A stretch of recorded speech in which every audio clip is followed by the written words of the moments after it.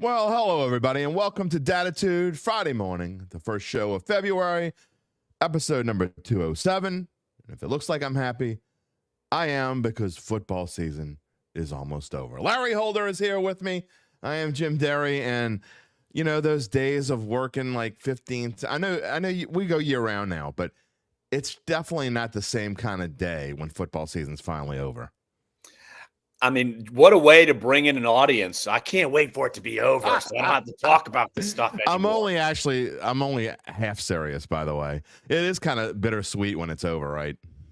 Well, you get bored. All of a sudden, you're thinking, like, what am I going to do now on Sunday and Monday and Thursday and whatever day the NFL wants to play? So, yeah, it's if you're covering it and all this, and you go through the Super Bowl, like I do. I mean, I got to go through the Super Bowl, and my world never stops.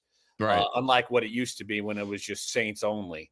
But still, it stops, and then you kind of get bored, and you're thinking, man, what now? What do I do? Like you reunite with your family.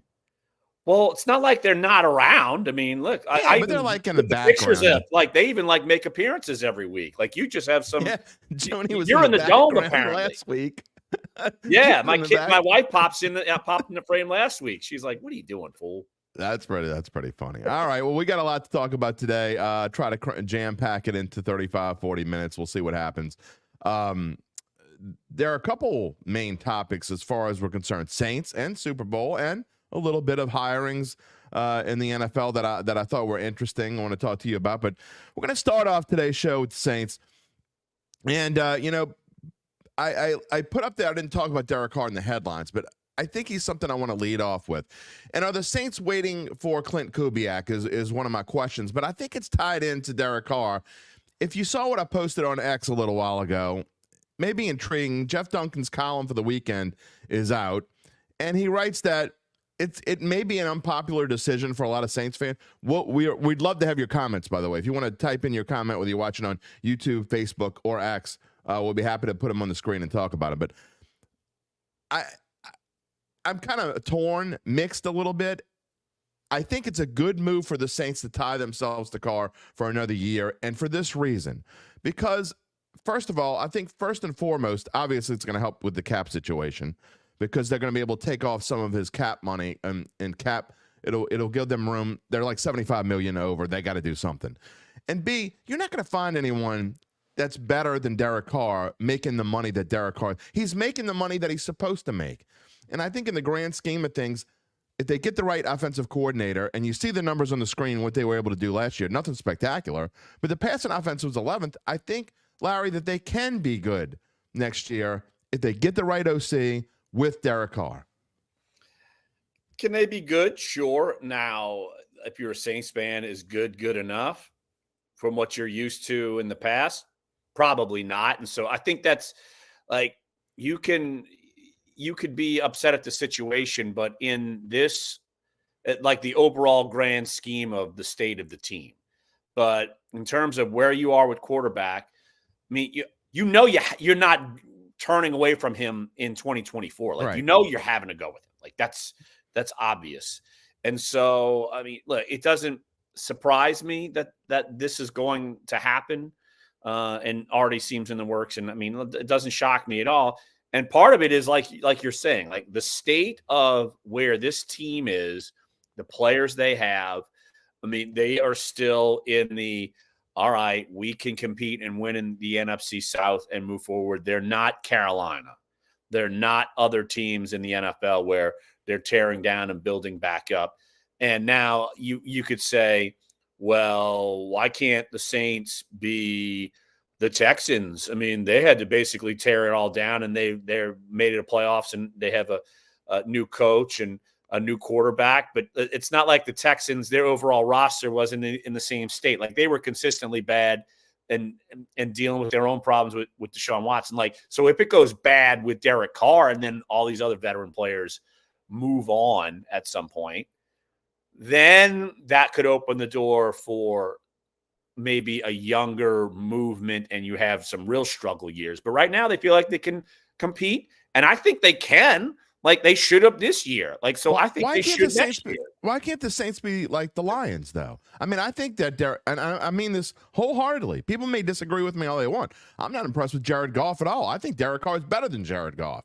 Okay, whether I know your numbers at the Athletic from this year probably don't support that fact, but I think overall Derek Carr is a better quarterback than Jared Goff. I think it's more important for them to shore up their offensive line. I think if the Saints shore up their offensive line, give Derek Carr time to throw, I don't see any reason why this team on offense can't be at least on par with the Lions or close to it, and make a run like the Lions made a run this year. Well, I think part of that is we need to see how the scheme's going to be. Like the offensive scheme that the Saints had this past year wasn't going to isn't the Lions. Wholeheartedly agree.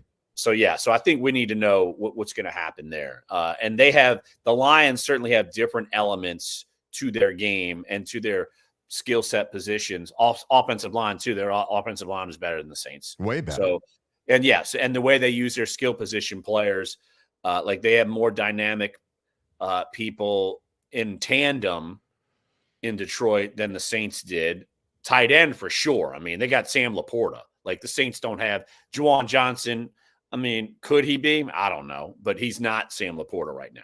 And so I think when you look at it in that sense, like I do think that, and as you alluded to, look, the numbers that I do all the time, basically year round now, would not support what you're saying, but Carr's not that far off from Goff. Like that's the difference. But that's like, what I'm it's saying. Not, it's like that's not like a hemisphere off. Like they're similar. I feel like Goff has gotten better, but Goff is a top at best. When he's at his best, Goff is like a top 8 quarterback. Like at Carr's best, I would put him at like a top 11. Yeah. So there's not that much difference. I just think that if you get the right OC in here, and improve the offensive line, because look, it wasn't that long ago the Saints had a top 6 or 8 offensive line. It wasn't that long ago.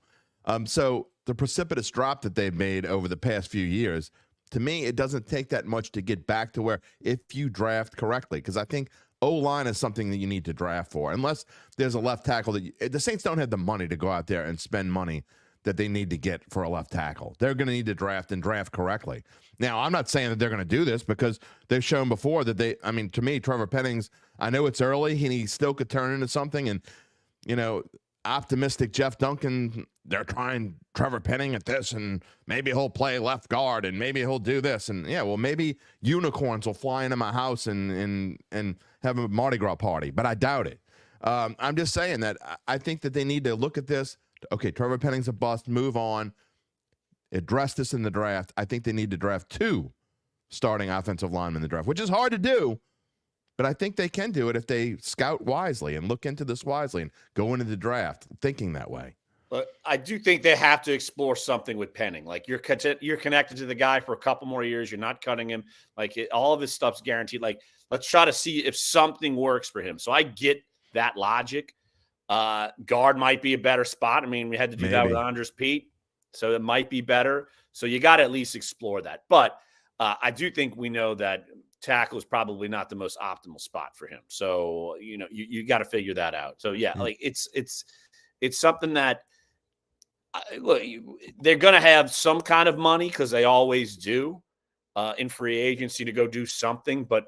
What do you address? And I'm like trying to multitask. I'm trying to go find like my free agent outlook here in terms of players. Like I'm actually going to update. I'm going to have like an overall league free agency stock watch after the Super Bowl. So that I did one in December. So I've done a couple of them. And if you're talking like who's going to be on the market for like offensive line and tackle. I mean, some of these guys are going to be high price guys.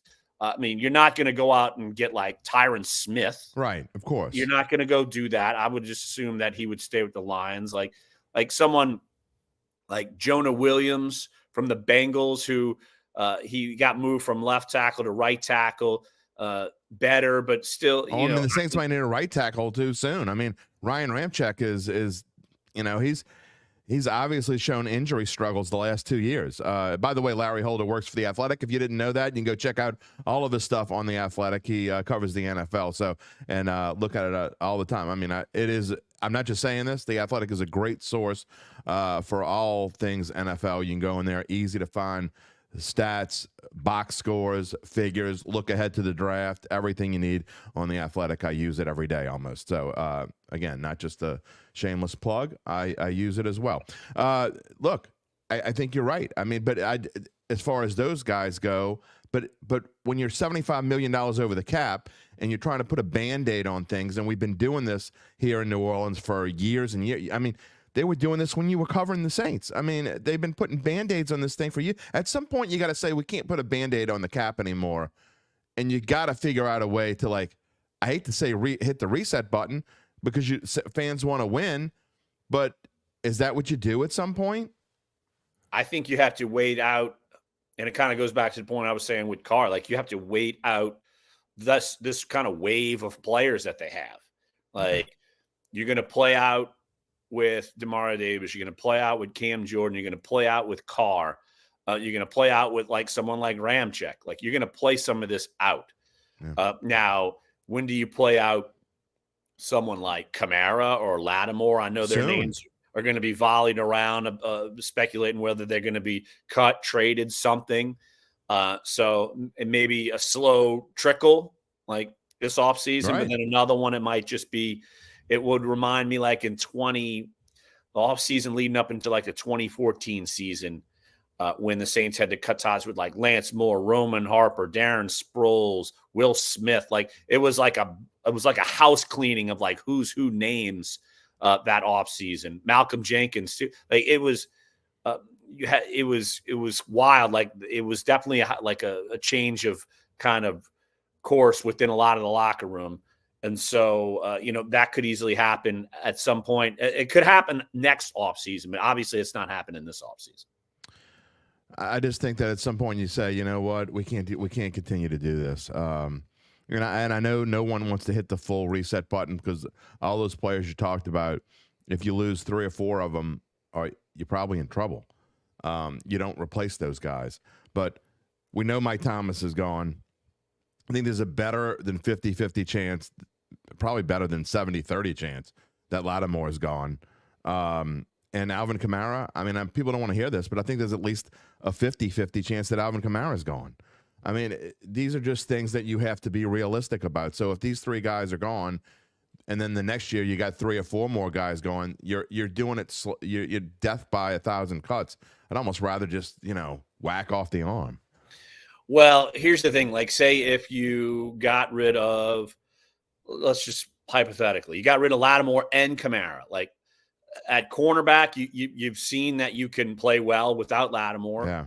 Yeah. Some contending team would probably want him. I mean, when healthy, he can go play, and I think he'd probably like a fresh start. So that's he's got at least 2 more years. Kamara's got at least, I think, 2 more years left, but not much. Well, I'm talking about Lattimore, but Kamara, but Kamara, look. I mean, if you're the Saints, you basically paid him around what Christian McCaffrey got paid. Yeah. And he's not been Christian McCaffrey. Not even and close. Guess what? Look, man, when you get to free agency this offseason, there is a who's who of running backs that are going to be available. And I can't for the life of me see anybody getting anything like what McCaffrey got. Like McCaffrey's on the island. Some people got paid near him, like Kamara, like Dalvin Cook, like remember Zeke Elliott got a huge contract. Yeah. Like none of these guys, like Josh Jacobs didn't do it. Like Derrick Henry, Spading, Austin Eckler, Tony Pollard. Maybe Josh Jacobs of all of those guys might, because he's still young, might be someone who gets paid decent money, but no one is getting McCaffrey money. So because I don't think running backs in general are going to make that much money anymore. They're just not. I mean, the NFL teams are getting it. We saw how Saquon Barkley went into a long extended. Barkley's another one. I just left him off the list, but he's on that list too. Yeah, exactly. And so when you look at it,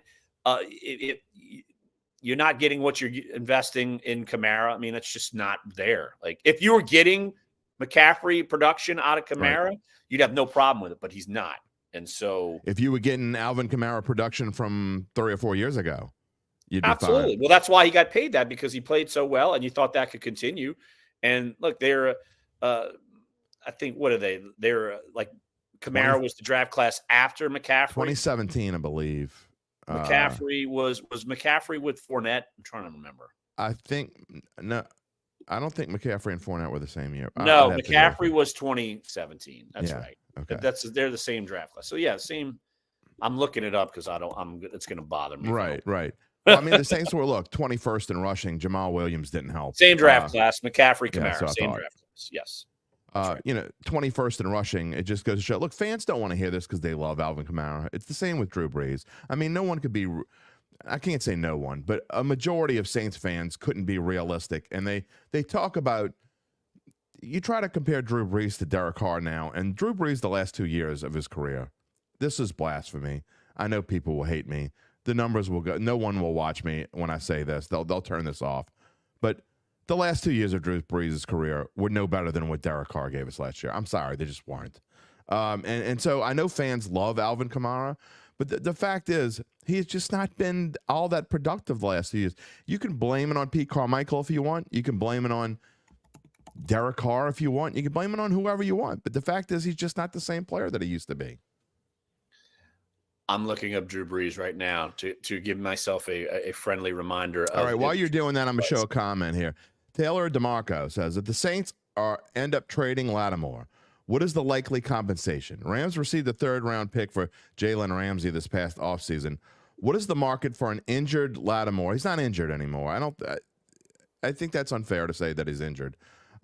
Because, let's face it, he probably, if it would have really mattered, I think Lattimore, like if the Saints would have been a 10 or 11 win team, I think you would have seen Lattimore in there towards the end.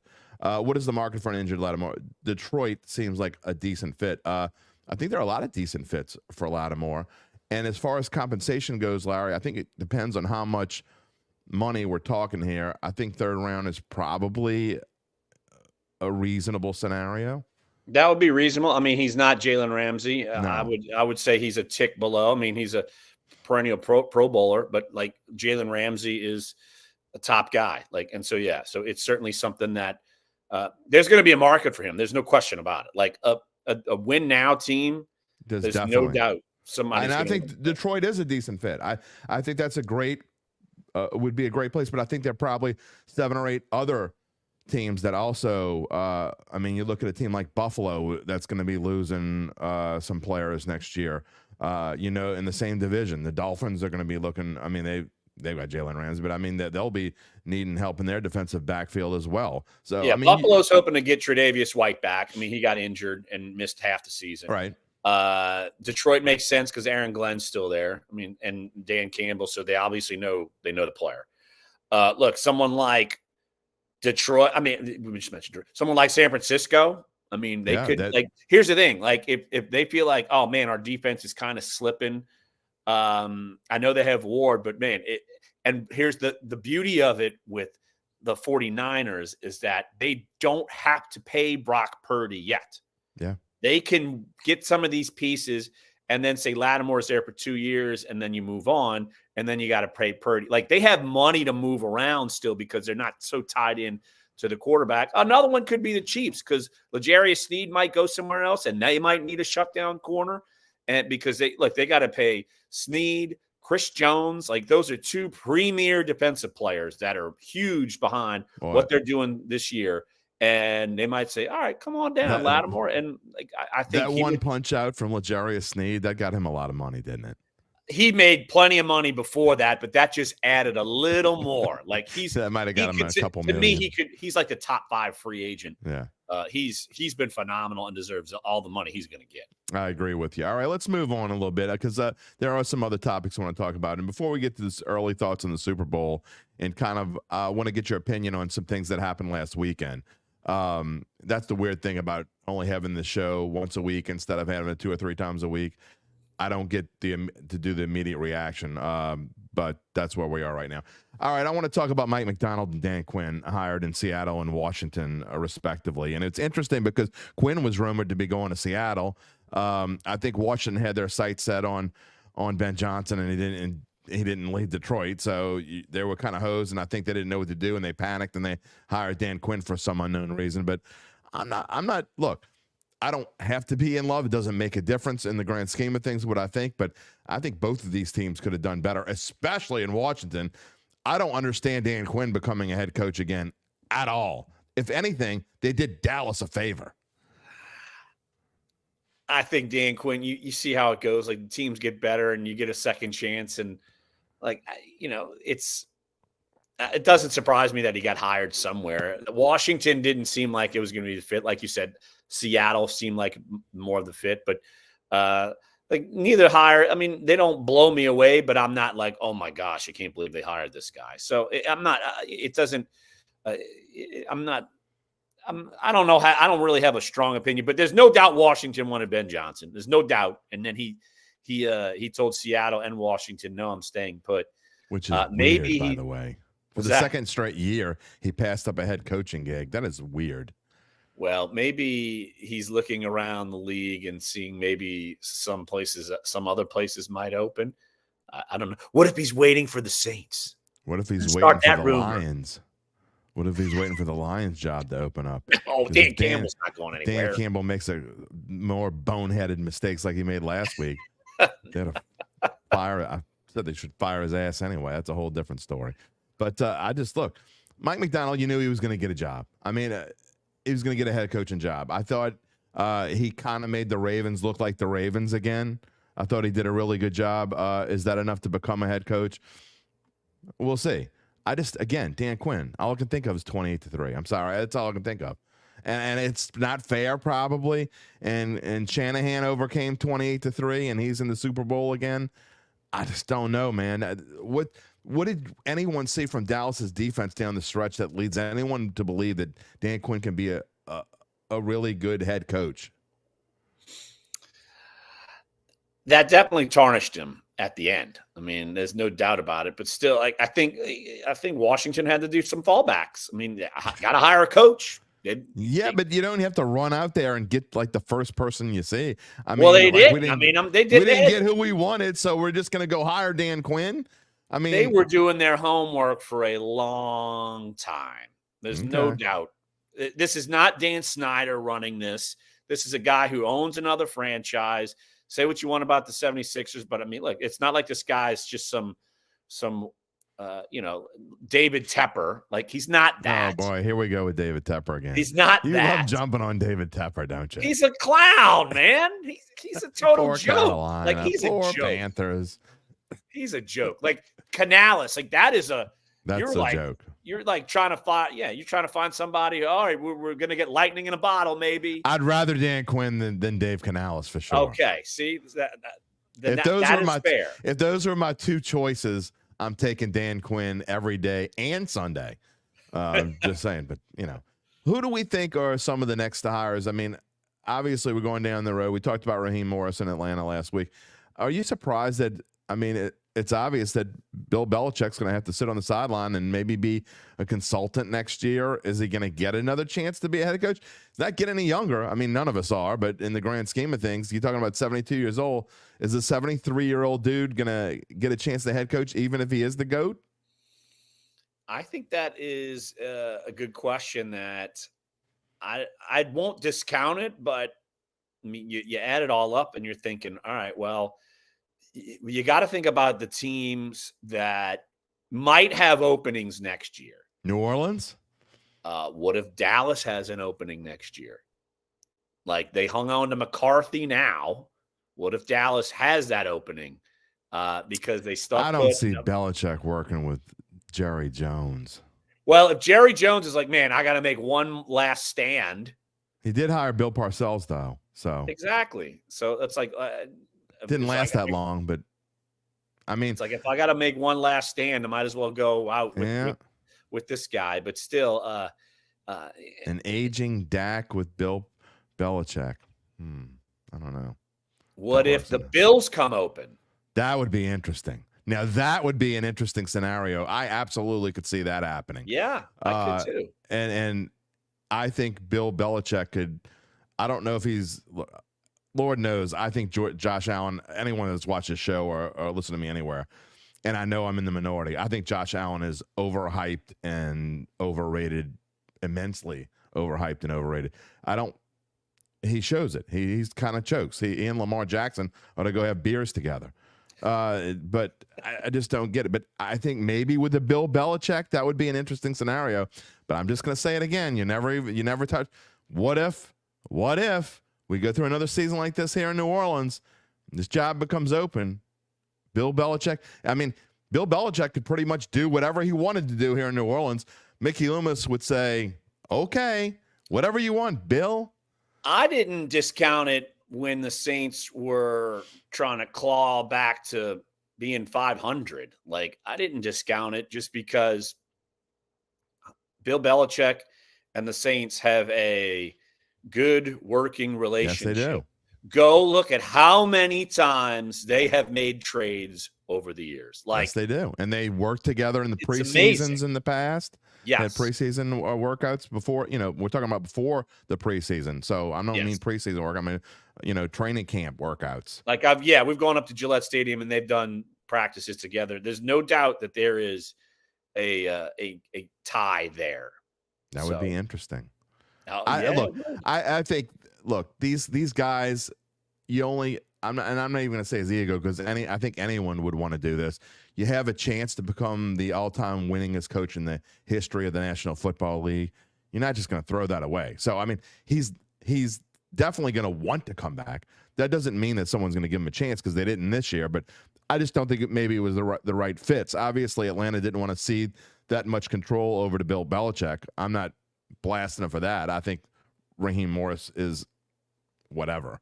I mean, good luck with that.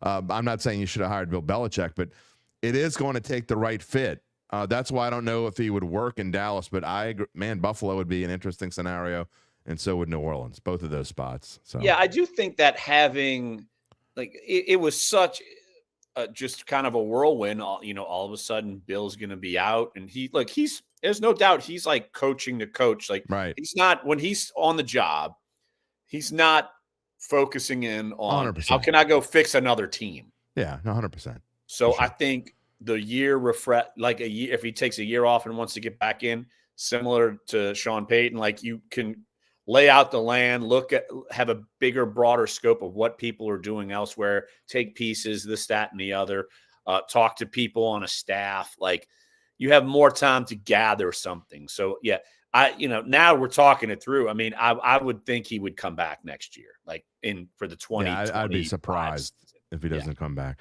All right, Super Bowl 58. Let's give our early thoughts. Now, we're not going to give away fully. No, we probably will give away when we start talking about the game or whatever. I have no idea what Larry thinks.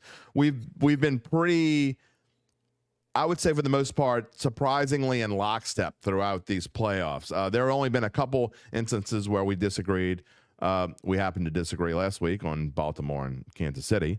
It's like I didn't believe in Baltimore one week. Then they won. Then I'm like, oh, let me believe in you. And then they lost. You can't do it that way. That side, the AFC, I just let me move on from that one. NFC, I feel okay. Okay, well, yeah, you've definitely been better with the NFC. That's the way that works. You were right about Tampa Bay beating Philadelphia. I think that's the only one where you got me so far. But anyway, all right, going through an early thoughts, and we see some numbers on here. San Francisco opened up as a 2.5-point favorite. It dropped to 1 almost immediately. People with money were pouncing on that like a cat was pouncing on a mouse. But now it's been kind of interesting how it's moved, and I don't think the casual bettor has noticed these subtle shifts the last couple of days. And the line has stayed at 2, but the number to get that -2 has changed, and the money line has shifted ever so slightly. It's kind of going back and forth. So the way that it's moved the past few days especially tells me that I think that this line is pretty much going to stay where it is. So if you're looking for a bargain, I don't think you're going to get one. If you're looking for it to go too far one way or another, I don't think you could, whether you bet it today, tomorrow, or a week from Sunday at 5:29 p.m. I don't think it's going to be that much different. The Niners were on the money line -130 yesterday, went from -120 to -125 to -130, and then somebody must have pounced on Kansas City at +110 because it went back to -120 and +100. So little subtle shifts. that you might not notice again if you're a casual bettor, because the -2 itself hasn't changed. What are some of your thoughts? Again, not asking who your pick is, but do you think this line is about right? Are you surprised that it's a pick'em game? San Francisco has been the consensus number one throughout the season if you average everything out. Kansas City had its trouble in the regular season, but obviously they've been the best team in the playoffs without question. I think it's fair. Like everything that's here is fair. Like, so that's Kansas City seems like they've kind of got their act together, but still, when you look at the last game, all right, it felt like the offense was playing better, and then it slowed down in the second half, and what was it, 17-10? Right. Like, it was still not like an offensive explosion, and Kansas City's defense got the job done. Like, that's been their recipe for winning just about all season. Like, the defense has really carried them, and you would never expect to hear that from a Patrick Mahomes-led team. Like, it's like we're going back to Drew Brees' like end of his career when the defense was doing that to help that side out. You wouldn't expect that to happen to a Patrick Mahomes still in his 20s. Like, you wouldn't expect that yet. But it's been a crazy year, and I'm not putting the blame on Mahomes. Everybody who's watched could see the skill position players. They're not up to par. Like, so yeah, the recipe they've been doing makes sense. Now the 49ers, it's wild that like they had this highly lauded defense going into the season, and they played well, but it's like they give up yardage, but then it's like they get their way back into a game, and they to me it's shaky. But the 49ers, I think their offense, I think it's been a really good thing for them that they've had to be battle tested. Like, they were not really battle tested a ton in season. And the fact that they've had to be battle tested twice and get through, it has them primed to go up against a good Chiefs defense. So, like, you even it all out, like 49ers defense can be sluggish at times. Chiefs offense can be sluggish at times. 49ers offense, they can kind of do it both ways with McCaffrey and in the passing game when they're playing well. Chiefs defense, I feel like, is the strength of their team. So it's weakness versus strength, and it all kind of makes it an even out game. Yeah, I agree. And look, when it comes down to how are you going to pick this game, it really is going to be tough because like I said, do you go with San Francisco has frankly been lucky to make it this far. They were lucky in the sense of Green Bay making some mistakes there down the stretch. Jordan Love making a few mistakes down the stretch, and then last week, I'll get your thoughts on this now. I mean, look, I know you probably don't think, at least not as harshly as I do. I think Dan Campbell just an absolute bonehead. When you could talk about go through each fourth down decision. We don't need to go through all of them. And then at the end, that's the worst one. When you're talking about running the football on a third down, you're just cocky arrogance.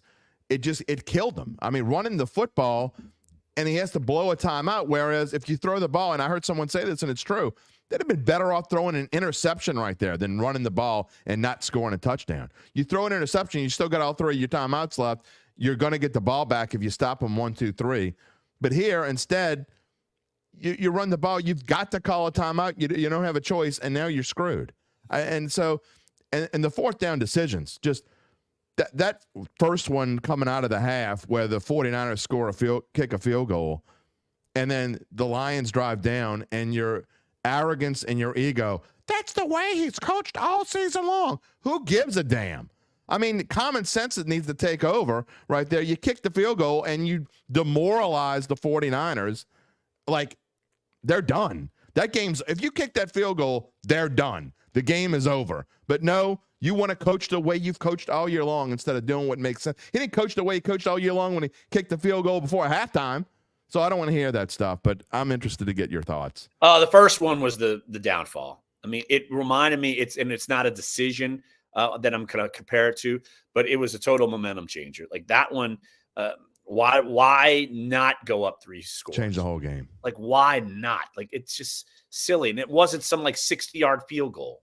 Like, right. It was a 40 plus. Like, you got to make It's that. in the 28, so it's a 45-yard field goal. You got to make and the, that. And the dude from 45 and in, I believe, was 78% over the course of his career. You can say whatever you want. Michael Badgley, obviously not the greatest field goal kicker in the world. He was sitting on the waiver wire until whatever week of the season, week 10 or 11 or whatever week they picked him up.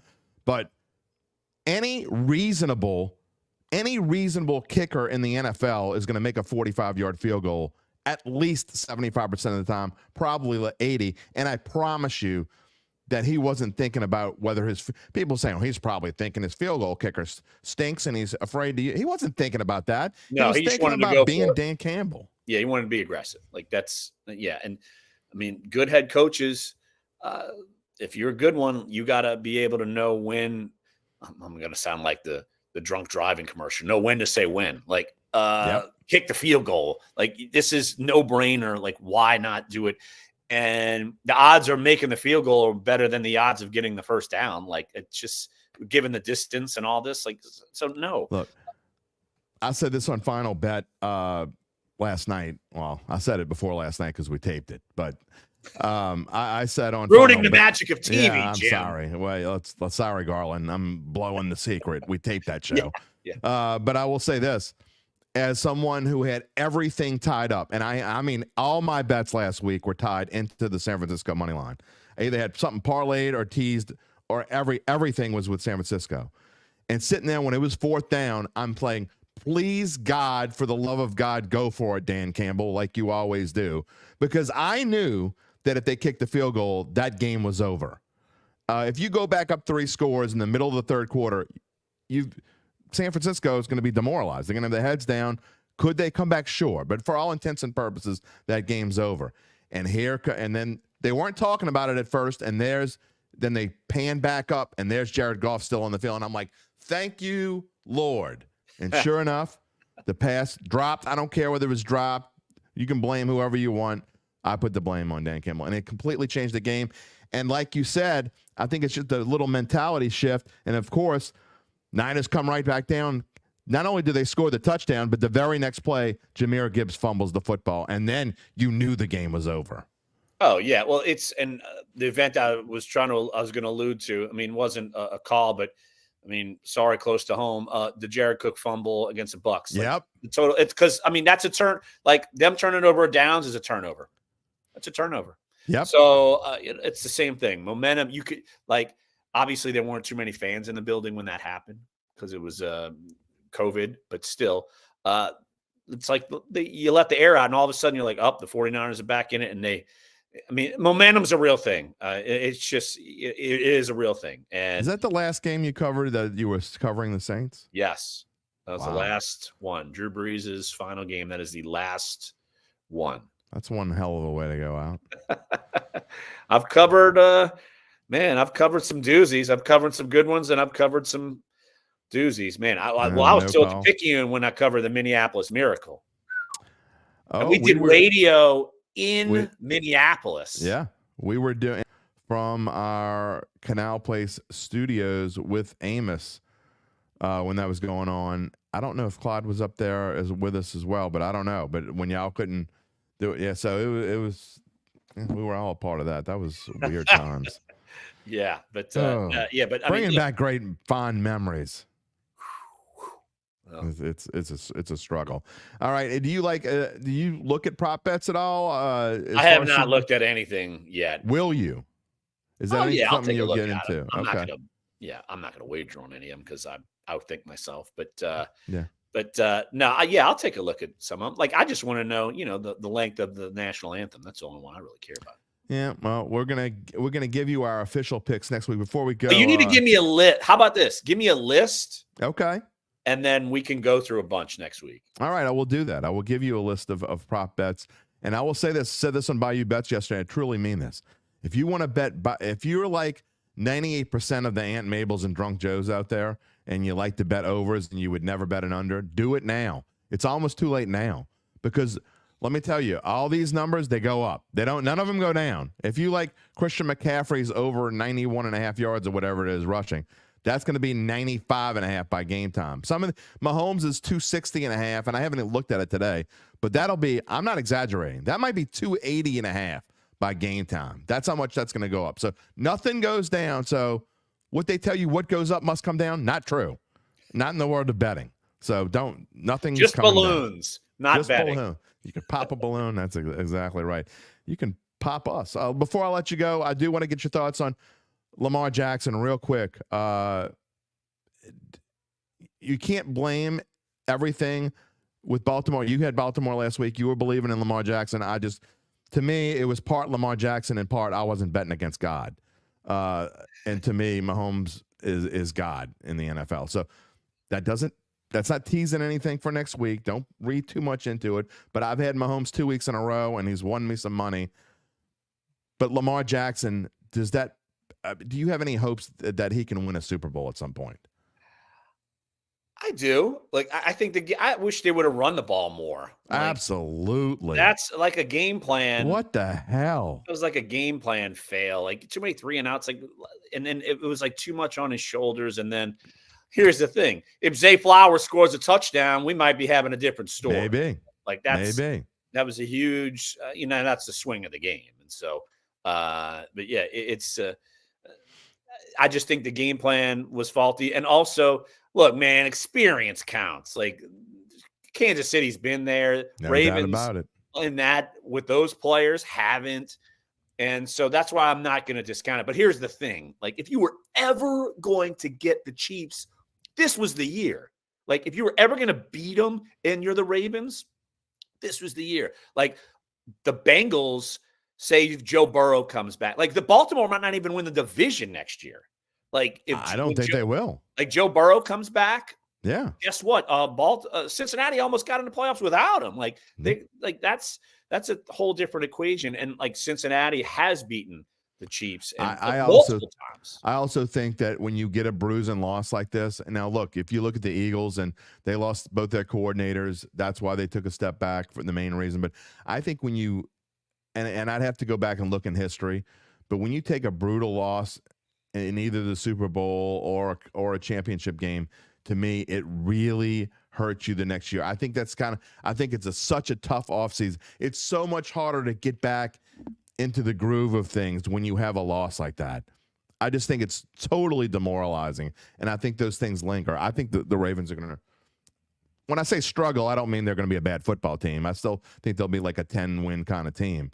But I do think that loss is going to linger into next year, and it's going to be something that they think about, and it's certainly going to be something Lamar Jackson thinks about when he gets into a similar situation later in his career. Oh, for sure. And maybe they'll have some other skill position players like Zay Flowers isn't going anywhere. Yeah. And that defense is still going to be good, but you're going to have a new coordinator. Well, I mean, we know that. But still, it's certainly when you haven't been there and done that and you kind of get beat like that, it's hard to get back. Like, I mean, Dak obviously thinks about it. Well, he's only gotten as far as the divisional round. So, I mean, it's not like. Well, I mean, Lamar had only gotten as far as the divisional round until this year. But it's like he got over that hurdle. And if there was ever a year that you were going to take down the Chiefs, it would have been this year. And didn't happen. It could be like a Chiefs, like almost like Patriots are kind of always lingering around and sneak back in. I've said this for 3 years now. I totally believe it. I think Patrick Mahomes, when he's said and done, is going to surpass Tom Brady. He's going to surpass Joe Montana. In my mind, I think when he's said and done, I think Patrick Mahomes will be, at least for now, it always changes, right? The greatest quarterback who's ever played. He just does things that no one else can do, and he finds ways to win. To me, this Kansas City team is, in the grand scheme of things, it's not a great elite team, but yet here they are playing in the Super Bowl with less talent, in my opinion, than they had last year, which was less talent they had in some of the other years. Well, that's like the Patriots. It's not like they had elite talent everywhere. 100%. Like that's, yeah. I mean, they get it done with the quarterback and then the pieces around him. So it's very similar in that sense. It's not like, and a coach in Andy Reid that's just, sure. Yeah. Obviously going to be in the Hall of Fame. Yeah. It's not like you have like star-studded players everywhere. Like, they just find ways to win. And I mean, right. that's not a fluke. Like you find ways to win, but it does help when you got awesome quarterbacks. So, all right. Well, we're going to have our predictions next week. It'll be interesting. Again, I don't like to talk to you too much about this stuff because I don't want to know what you're picking. I'm sure you don't care what I'm picking. I think my pick is public already. Oh, it is? I didn't see that. How did I miss it? I'm definitely You had to turn it in this week. I'm Okay. pretty sure it's public. I'm not going to reveal it. If people want to go find it, yeah, but I didn't see it. Now, see, I have to stay away from the Athletic. Don't go read it then. For the next 7 days, I have to stay away from the Athletic. That's going to be hard to do. Ah, geez, you just don't have to go find like one article in it. Okay, well, I'll stay away from your pick. But we will have our picks, and I am going to send Larry a list of some prop bets that we will be talking about and things that we like. Over under Taylor Swift photo appearances. God. It might be 0 if she's not there. She's going to be there. For God's sake, it's the Super Bowl. Put a hologram of her. She's in Japan. It's only, they said I don't know, 25. They might move the Super Bowl to Hawaii just to. I mean, I got to be honest. This is so absurd that it wouldn't shock me at all if they you know what? We're going to play the Super Bowl for the first time ever on Monday so Swiftie can get there. I mean, that's how ridiculous this is. It's just so stupid. Just learn to love it. What's the harm? That's what everyone says. What's the big deal? Because it's supposed to be about football. But look, I will say this in the defense of the Swifties out there. To me, football's over.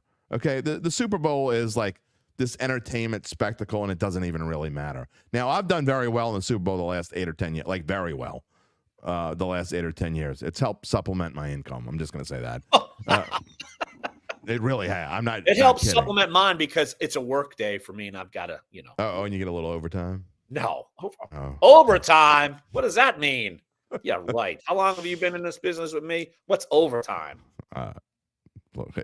Maybe one of us is getting it because I think I've gotten overtime like once in the last 3 years, and it was kind of a gift. I don't even know if I'm supposed to say that on the air that I got it once in the last 3 years. Might get someone in trouble.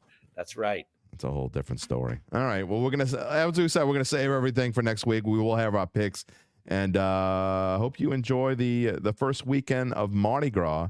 For those watching around the New Orleans area, I'm getting out tonight. This might be the only time. We're going out tonight too. What you going in the city? Yeah, we're gonna be. We're gonna be on St. Charles. I'll just leave it very vague. Okay. Well, I don't need all the Dattitude groupies following me. They'll come find you, my friend. They will definitely come find.